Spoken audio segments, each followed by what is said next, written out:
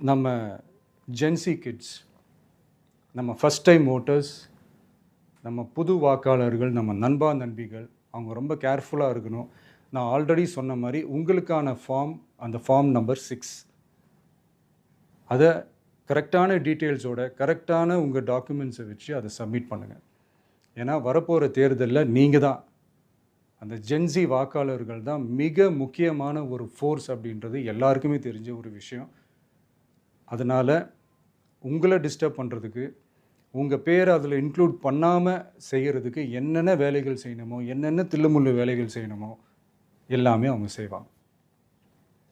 இது நமக்கு எல்லா திசையிலையும் எல்லா பிரச்சனைகள் கொடுத்துட்டு தானே இருக்கிறாங்க. அது டிஃபால்ட்டாக நடந்துட்டு தான் இருக்கும், அது ஒன்றும் பண்ண முடியாது.